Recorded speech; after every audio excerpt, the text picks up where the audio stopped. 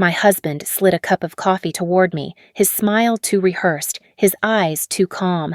The smell hit me before I even touched it. Bitter almonds. Poison. My stomach twisted, not from fear, but from rage. Rage at the man who once swore to protect me. Rage at the mother-in-law who had spent years treating me like filth while clutching her son like he was her possession. Money. Control. Power. That's what this family thrived on. They thought I was the weakest link. But they didn't know that the game had just begun, and I wasn't playing to lose. I used to believe I was living the dream, a stable marriage, a nice house in the suburbs, a man who, at least in public, held my hand as though I was the most precious thing in the world. But dreams, I would later realize, have cracks long before they shatter. I began to notice the cracks the moment Daniel started managing all the money. At first, it felt natural. He was better with numbers, he said, more practical with bills and investments. I didn't resist. Why would I? I trusted him. But trust, I learned, is the first rope they use to tie you down. Soon, I didn't even know the passwords to our accounts. He handed me cash in envelopes like I was a child needing allowance. I asked once timidly if I could at least have access to the savings we both contributed to. His face hardened, his jaw clenched. "You don't need to worry about that," he said, his tone sharp enough to cut through me. "Just focus on the house, on me." He kissed my forehead afterward as though his words weren't a cage. That was Daniel, every chain disguised as love. And then, of course, there was Martha. She never missed a chance to wedge herself between us. Every dinner, she commented on the way I seasoned the food, the way I folded the laundry, the way I spoke too softly or too loudly. It was never enough. She would tilt her head, smile sweetly at her son, and say things like, "Women from her kind of background never know how to run a proper household." Daniel never defended me. He just smirked, almost proud of her cruelty, as though her scorn validated his choice to control me. The words cut deeper than I admitted at the time. "A woman like you should know her place," Martha sneered once, her voice low enough to pretend it was private but sharp enough for me to hear. I forced a laugh, tried to shrug it off, but inside I felt myself shrinking smaller each day. And every time I attempted to stand up for myself, Daniel twisted the knife. "You're overreacting," he said with a patronizing smile. "You're too sensitive. Mom's just trying to help." Was I imagining it? Was I too sensitive? That's what he wanted me to believe. That every cruel jab, every sly insult, was my imagination. But deep inside, a quiet voice whispered otherwise. Something was wrong, and I couldn't quite name it yet, but the truth was circling closer, ready to tear apart the facade I was forced to live under. One night, I found it, or maybe it found me.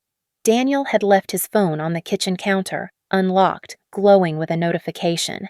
I never intended to pry, but the message lit up my chest like fire. "We need to finalize the financial plan before she notices." My breath caught. I picked up the phone with trembling hands, scrolling through the thread. Numbers, accounts, withdrawals. Plans to move money, my money, out of reach. My heart raced as though I had been running. The kitchen felt like it was closing in, walls shrinking. All this time, while he handed me crisp bills in neat envelopes, he had been draining the very account my name was tied to. I checked later, quietly, pretending nothing was wrong. The numbers didn't lie. Thousands gone. Silent theft committed under the guise of love. I couldn't sleep that night. I lay beside him, staring into the darkness, listening to his steady breathing. Did he know I knew? Was he dreaming about the money he thought I'd never miss? My chest ached, not just with anger, but with humiliation. I had believed in him, believed in us, and he was robbing me in plain sight. So I began to write. I kept a small notebook hidden beneath my clothes in the closet. At first, it was only numbers, dates, transactions. But then the words grew sharper, more alive. The way he looked at me when I asked too many questions. The way Martha laughed when I flinched. The way Daniel's smile seemed too satisfied every time she cut me down. Each note was a breadcrumb, proof that I wasn't losing my mind. For weeks, I documented everything, my pen digging so hard into the pages the paper nearly tore. And the more I wrote, the clearer it became. I wasn't crazy. They were twisting me, bending me into someone they could break. It wasn't my imagination. It was their cruelty, methodical and deliberate. The night I truly accepted it, I sat on the bathroom floor with the notebook in my lap. My reflection in the mirror above looked pale, drained, but my eyes were burning. I whispered to myself, "I'm not crazy. I'm not weak. They're the ones doing this to me." My voice shook, but hearing the words aloud gave them weight. And then the thought came, sudden and terrifying. If they could take my money, if they could strip my dignity, what else could they take? I wished I could stop there, close the notebook, erase the truth. But once you open the door to reality, it doesn't close again. And the deeper I looked, the uglier it became. I should have never picked up that phone. I should have never scrolled through those messages. Because the moment I did, everything I thought I knew about my marriage began to rot from the inside out. And when I finally pieced it together, when I realized how far their plans went, I wished desperately that I had stayed blind. Because knowing the truth didn't save me. It only trapped me in a game I wasn't sure I could win. The night after I discovered the missing money, I sat in bed staring at Daniel's sleeping face, his chest rising and falling as though nothing in the world could disturb his peace. But I knew better now. Every calm breath he took was one stolen from me. That was when I decided I couldn't just keep writing in my notebook. I needed evidence, undeniable and irrefutable. Words could be twisted, but recordings, files, bank statements, those could burn through lies like acid. I started small, a recorder hidden under the dining room table, its tiny light blinking against the shadows. At dinner, Martha launched into her usual tirade about how I didn't fold Daniel's shirts properly, her tone dripping with disdain. Daniel chuckled, his voice sharp. "She's just not used to real responsibility, Mom." The laughter stung more than the insult. Later, when I played it back, hearing their voices echo in the silence of my room, I shivered. My voice was there too, trembling, begging for acknowledgement. I hated hearing it, hated recognizing how broken I sounded. But it was proof. I carried my phone in my pocket, recording at random moments, arguments, snide remarks, even the quiet silences where I asked Daniel simple questions and he responded with venom. My hands would shake each time, terrified I'd be caught. And nearly once I was. Daniel came into the study earlier than usual, his eyes narrowing when he saw my laptop open. "What are you doing?" he asked. My heart hammered so hard I thought he could hear it. I forced a smile, said I was working on an article, a freelance gig. He leaned closer, suspicious. For a second, I thought he would see the folder on the screen, the one labeled Recipes, filled with files of his cruelty. But then Martha called from the kitchen, and he left. I sat frozen, sweat dripping down my back, realizing how close I had come to losing everything. Each night, I cataloged their words, their tones, the subtle threats hidden under concern. And the more I gathered, the less I felt like the obedient wife they believed me to be. I was no longer their puppet. I was the quiet archivist of their sins, the one preparing the record that would one day destroy them. Still, the fear never left me. If Daniel found even one recording, one file, he wouldn't hesitate. He'd paint me as unstable, lock me away, or worse.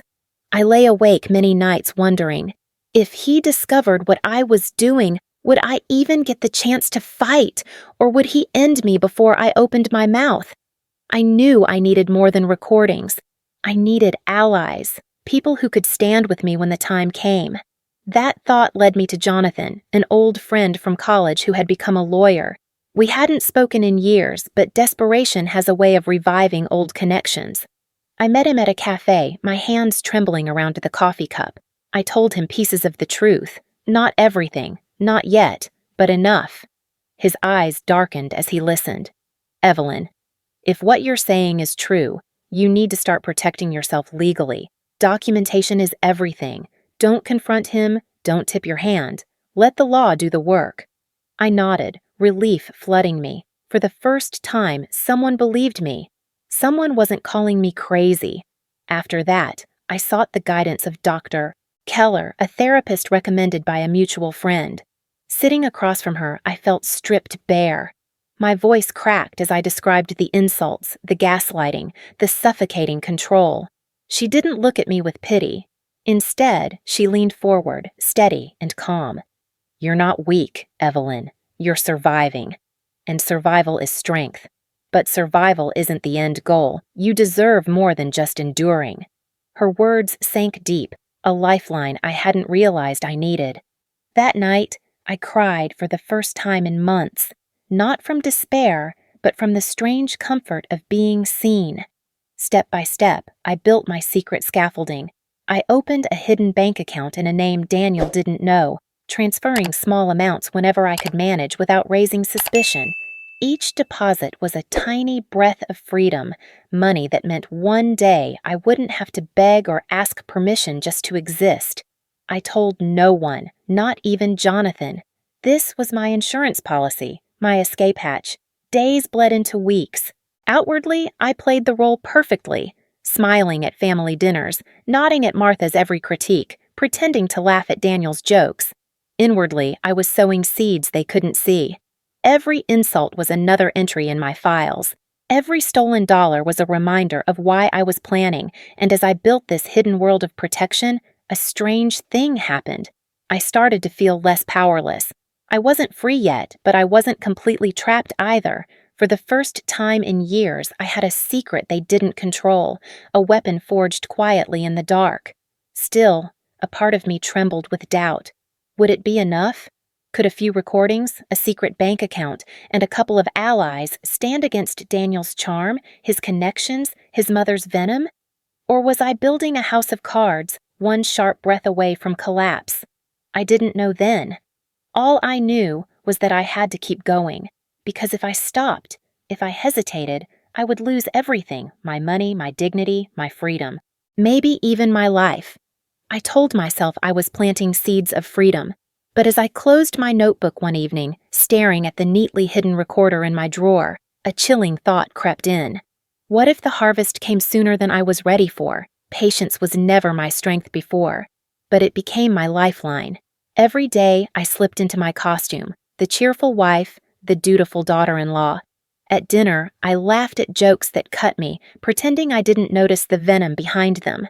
I passed the salt with a smile even when Martha muttered that I was slow, lazy, unworthy. My lips curved upward, but my stomach knotted tight. It was a performance, and I was the leading actress in a play I never auditioned for. At night, lying beside Daniel, the performance became harder. His breath was steady, his body relaxed, as though he wasn't hiding poisoned secrets behind his calm exterior. My heart, however, pounded against my ribs like a trapped animal. Each inhale felt like glass slicing through me. I would stare at the ceiling, praying for morning light, terrified of what the darkness might bring. Some nights I wondered if I would wake at all. There were moments when the truth threatened to erupt out of me. I wanted to scream, to tell him I knew everything, to tear down his smug mask. But I bit my tongue until it bled. The taste of iron became a reminder. Silence was survival. One slip could undo months of planning, and I couldn't risk it. So I nodded, I laughed, I obeyed. And with every act of obedience, my rebellion grew stronger inside me. Every day was a stage, every gesture, every word rehearsed. The woman I showed them was a shadow of the one I was becoming in secret. But sometimes I couldn't tell which version was real anymore. Was I strong for pretending, or was I slowly losing myself to the act? It was in the smallest moments that the mask nearly cracked. Once, Martha criticized the way I set the table. Daniel smirked, eyes glinting, and asked, "Why can't you ever do things right?" Rage flared inside me, hot and consuming. I almost spat back the words, choking my throat. Instead, I smiled, apologized, and fixed the placement of the fork. Later that night, alone in the bathroom, I gripped the sink until my knuckles turned white and whispered to my reflection, "You're stronger than this. You have to be. But the face staring back looked hollow, almost foreign. As days passed, I realized that my silence gave me something unexpected. Clarity. When you stop speaking, you start seeing. I watched Daniel more closely, studying his tells, his rhythms. His arrogance was his weakness. He always needed to win, to feel superior. The moment Martha insulted me and I flinched, his smile widened. He fed on my humiliation like it was proof of his power. That was when I understood. He enjoyed my suffering as much as she did. And Martha, oh, Martha was simpler. Her cruelty was less subtle, born from envy. "You'll never be good enough for my son," she hissed one afternoon when Daniel stepped out of the room. Her eyes glittered with something I finally recognized: jealousy. She didn't just hate me. She resented that I existed at all, that I had a claim on the man she still clung to like he was hers alone. Power, control, possession, that was her currency. And she spent it freely at my expense. So I wrote it all down, page after page in my notebook. Daniel's smirks, Martha's jealous barbs, the way their eyes lit up when they saw me crumble. I wasn't documenting pain anymore. I was building a map of weaknesses, desires, addictions. Daniel's pride, Martha's greed, their hunger for control. And once I mapped it, I knew I could use it. Still, the weight pressed on me. Some mornings, when I looked at myself in the mirror, I questioned if I was losing my grip. Pretending for so long blurred the lines between real and fake. Was I becoming the mask I wore? My laughter sounded hollow to my own ears. My voice, when I answered Daniel, didn't feel like mine.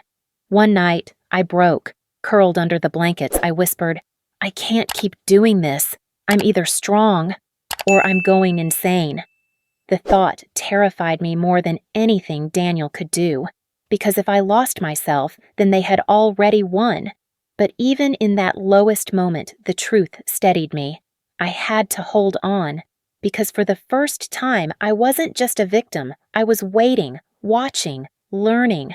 Daniel's arrogance blinded him, Martha's venom consumed her, and both of them were so certain I was weak. That was their blind spot. And in their blind spot, I grew sharper. I began to predict their moods, their words, before they said them. I could almost hear Daniel rehearsing his insults in his head, see Martha savoring the cruelty before it spilled out. They thought they were playing me, but I was cataloging every move, every misstep. They weren't my family anymore. They were enemies. Enemies with flaws, with predictable patterns. And I wasn't just surviving them, I was preparing to exploit them. I closed my notebook one evening, my pen trembling in my hand. The entries weren't just records anymore, they were weapons. I had everything I needed to strike. All I had to do was wait for the moment they handed me the match to light the fire. And deep down, I knew it was coming. The morning began like any other, but my skin prickled with a sense of wrongness. Daniel was in the kitchen earlier than usual, humming off-key as he stirred something at the counter.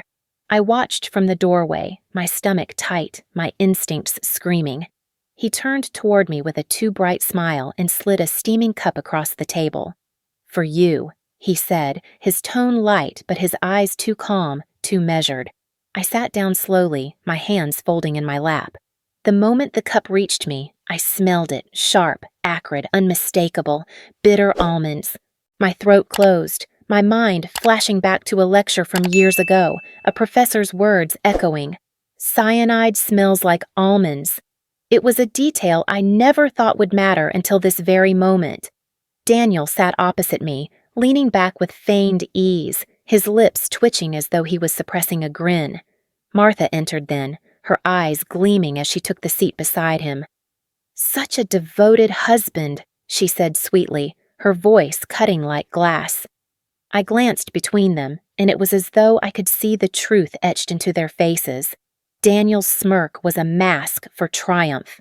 Martha's gaze was hungry, waiting. They thought this was it, that I would drink, that the game would end. My hand trembled as I lifted the cup, but not from fear. It was rage, coiled and ready. I tilted the cup slightly, pretending to inhale deeply, as though savoring the warmth. Then, with a movement so subtle it seemed accidental, I set it down and nudged it across the table closer to Martha. She barely looked, too busy sneering at me before reaching out and pulling it toward herself. Time slowed. She lifted it, sipped without hesitation, her eyes never leaving mine. Daniel relaxed, satisfied, leaning back in his chair. Neither of them noticed my hands folding tightly together under the table, knuckles white with restraint. Minutes passed. Martha laughed, smug as ever, as though the bitter taste was nothing. Daniel chuckled along, already savoring my imagined demise. And then the first crack. Martha's smile faltered. She touched her throat, coughed lightly. Daniel glanced at her, concern flickering across his face. Another cough, harsher, her hand clutching at her chest. The sound echoed in the quiet dining room. Chairs scraped back. Martha gasped, her face paling as she doubled over. Daniel leapt from his seat, knocking his own cup aside. "Mother?" His voice cracked. She collapsed, her body writhing, the cup shattering against the floor. Chaos erupted. Shouts, the scrape of shoes, the sound of glass breaking. Daniel knelt beside her, panicked, his face drained of color. "Call someone!" he barked at me. But I remained seated, my fingers gripping the edge of the table so tightly I thought the wood would splinter. Inside, I was trembling, not with fear, but with the electric charge of survival. My chest heaved, my heart thundering, but my mind was cold, calculating. I had just outplayed them. I was still alive. My phone buzzed in my pocket. Slowly, deliberately, I pulled it out beneath the table, shielding the screen from Daniel's frantic eyes. With a quick motion, I typed a single message to Jonathan. "It's time. Begin." Then I slid the phone back into my lap, my face a mask of shock and confusion. Daniel shouted again, his hands pressing against Martha's shoulders, his voice breaking as he called her name. But no matter how hard he pleaded, the poison was already burning through her veins. I watched him unravel, his arrogance crumbling in real time. For years, they had fed on my humiliation, my silence, my weakness. Now I sat at the same table, and it was their turn to taste fear. Still, my body shook. My palms were slick with sweat, my legs weak beneath me. This was not victory, not yet. This was survival, a reprieve, not a conclusion. Daniel would not stop. He would not forgive. And the world would not simply believe me if I shouted the truth. I knew him well enough to realize this moment would ignite his fury, not extinguish it. Martha groaned weakly, her eyes rolling back, and then the room fell silent except for Daniel's ragged breathing. He turned to me then, his expression raw with rage and terror. For a heartbeat, our eyes locked, his face twisted. Not grief, but suspicion, fury. I forced myself to tremble, to widen my eyes in horror, to play the part he expected. "What's happening?" I whispered, though my voice cracked from the effort of feigned ignorance. He snarled something incoherent before grabbing his phone, dialing emergency services with shaking fingers. I stayed seated, still as stone, while the sound of his frantic voice filled the room. My own voice whispered inside my head. "You've survived. You've turned their weapon against them. But this isn't the end. This is only the beginning." As the sirens wailed in the distance, drawing closer, I took a steadying breath. The game had shifted, but the war was far from over. Daniel would not stop until he either cleared his name or destroyed me. And I was ready. Because now, I wasn't just a wife fighting for scraps of dignity. I was a survivor holding a blade carved from their own sins, and I would use it when the time was right. They thought I was a lamb, meek and blind, waiting for the slaughter. But lambs don't survive poison. Wolves do. And as Martha's body was carried out, and Daniel's trembling hands left stains on the floor, I knew one truth with chilling clarity. The real fight had only just begun. The night Martha was taken away, Daniel didn't speak a word to me. His silence was louder than any scream, vibrating with the promise of vengeance. By morning, the storm had already begun.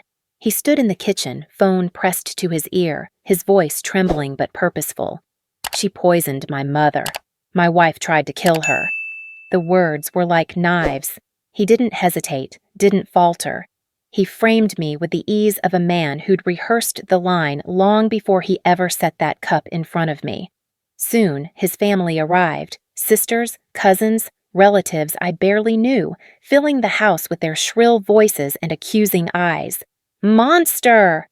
Witch! Ungrateful parasite!" They spat venom, hurling insults like stones, while Daniel sat back, letting them do his work for him. The rumors spread fast, faster than I thought possible. Neighbors whispered when I walked by, their gazes darting away like I carried a disease. At the market, 2 women hushed mid-conversation, their eyes wide, as though I might slip cyanide into their groceries. It was Martha's dying wish brought to life, to turn me into the villain of my own story. Daniel knew how to play the role of grieving son perfectly. He wore black, his shoulders slumped in despair, tears welling on command. "She betrayed me," he told his friends, his colleagues, anyone who would listen. And they listened, because Daniel had always been charming, convincing, the kind of man people wanted to believe. He pulled strings, called in favors from men in high positions, painting me as dangerous, unstable, a threat that needed to be caged. This wasn't marriage anymore. It was war, and I had been preparing for this battlefield longer than he realized. Because while Daniel sharpened his lies, I sharpened my weapons. The first strike came in the form of a recording, one of many. A conversation at the dinner table, Martha's voice dripping with malice. "You'll never be good enough for him. You'll see what happens when you cross us." And Daniel's chuckle in reply. "She's too naive to notice anything." His words, cruel and careless, were now captured forever. I sent the file to Jonathan, who forwarded it to the right hands. Soon, the recording leaked to the media. At first, no one wanted to believe it, but curiosity is stronger than loyalty. People clicked, they listened, and they heard the truth in his voice. The perfect husband's mask began to crack. Next came the bank records. Pages of transactions showing money funneled out of my accounts without permission, proof of theft that Daniel couldn't spin away as household expenses. The evidence built like bricks in a wall, cornering him inch by inch. Still, he fought back. He stormed into the living room one night, his face red, his hands trembling as he slammed papers on the table. "You think you're clever? You think anyone will believe you?" His voice cracked with fury. "They'll believe me, Evelyn. They always have." But I only smiled, though my insides churned with fear. Because the truth was, I didn't need everyone to believe me. I just needed enough people to doubt him. The tide shifted when the recordings reached the press in full. Clips of Daniel's laughter, his dismissive tone, his mother's venomous scorn. It all painted a different picture than the grieving widower he pretended to be. Journalists devoured the contradictions, sniffing blood in the water. Headlines shifted overnight. Is Daniel Moore the husband he claims to be? Toxic family secrets exposed. Suddenly, I wasn't the witch anymore. I was the woman who had endured years of torment, the survivor who'd found the courage to expose her abusers. Strangers approached me with sympathy instead of suspicion. The pity stung, but it was better than the hatred. And Daniel, my once charming husband, was unraveling before the public eye. He lashed out in interviews, his temper flaring, his mask slipping. Each word he spoke became another nail in his coffin. The world saw not a grieving son, but a man cornered by his own arrogance, too consumed by anger to hide his true self. Every move he made I had already predicted. His pride drove him into traps he didn't realize I'd set. He released half-truths, but I countered with full recordings. He claimed I was unstable, but Jonathan had already prepared affidavits from my therapist and witnesses to his abuse. He tried to paint himself as the victim, but every detail I revealed stripped the paint away, leaving only the rot beneath. There were moments, even in victory, when I felt the weight of what I was doing. Alone in my room, staring at the piles of evidence, I wondered if I had become just as ruthless as him. But then I remembered Martha's smirk, Daniel's smirk, the way they fed on my pain like it was sustenance. No, this wasn't ruthlessness. This was justice. The war wasn't over, not yet. But for the first time, I saw fear in Daniel's eyes when he looked at me. Not suspicion, not contempt. Fear. Because he finally realized what I had known for weeks. The lamb he thought he was leading to slaughter had grown teeth, and he was running out of time. The courthouse smelled of old wood and dust, a place heavy with the weight of other people's sins.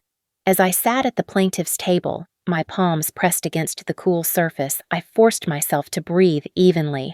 Across the room, Daniel glared at me, his face a storm of rage and desperation. His once polished demeanor was gone. He looked hollowed out, his suit hanging loosely as though even his clothes wanted to abandon him.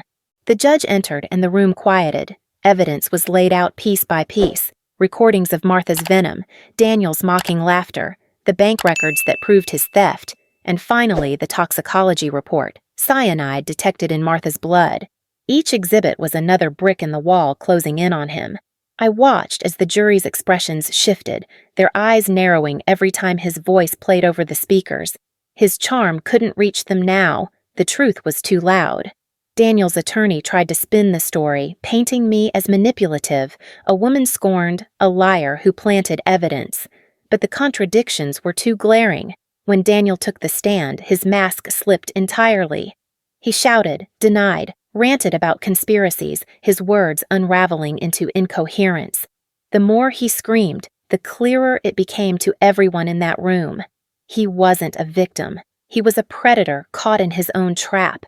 At one point, his eyes locked onto mine, burning with hatred. "You ruined me!" He shouted, his voice echoing off the walls. The judge banged the gavel, ordering silence, but his words hung in the air. I didn't flinch. For the first time, I wasn't the one shrinking under his gaze. I sat tall, my notebook of evidence beside me, the weapon he had never seen coming. The verdict came swift and sharp. Guilty of financial fraud, guilty of attempted murder, guilty of conspiracy. Martha was dead, her poison plan turned against her, and Daniel was sentenced for the crime he had tried to frame me for. As the words echoed through the chamber, I felt tears sting my eyes. Not from sorrow for him, not even from anger anymore, but from release. It was over. The chains I had worn so long dissolved in that moment. I pressed a trembling hand to my lips, stifling a sob of relief. But as I walked out of the courtroom into the cool sunlight, a whisper gnawed at me. I had won, yes. But what had their cruelty taken from me that I could never get back? My trust, my years, the pieces of myself I had buried to survive. I have won, I thought, but will my heart ever be whole again? That night, I stood in front of the mirror, studying the woman staring back. She wasn't the same Evelyn who once smiled shyly at dinner parties, who believed in happily ever after. This woman's eyes were sharper, her shoulders straighter. She looked older, yes, but stronger. I whispered to her reflection, "You survived. You are free." Freedom tasted different than I imagined. It wasn't just quiet mornings and unlocked bank accounts. It was rebuilding from rubble, brick by brick. I moved into a small apartment of my own, where silence was a comfort instead of a threat. I took freelance work, earning money that was mine alone, no longer needing permission to breathe. Each paycheck was proof that I had reclaimed myself. I reconnected with friends I had lost during those years of isolation. At first, conversations were awkward, my laughter rusty from disuse. But slowly, warmth returned. They didn't see me as broken, they saw me as resilient. Jonathan continued to check in, reminding me that justice wasn't just legal, it was personal. There were nights when the memories came back, Martha's smirk, Daniel's mocking tone, the suffocating fear in the dark. But instead of shrinking, I wrote them down, transforming pain into stories, into warnings for women who might find themselves where I once was. Each word I wrote was another step away from victimhood and closer to empowerment. For the first time in years, I could breathe deeply without fear clenching my chest. I could walk outside without whispers following me. I was no longer a ghost in my own life. I was living, truly living, and though scars remained, they became reminders, not shackles. They told me I had been burned but not consumed, broken but not destroyed. Standing on my balcony one evening, watching the sun dip below the horizon, I whispered the final truth I had come to learn. I was no longer fighting to survive. I was building a life worth living. I was not just alive, I was reborn.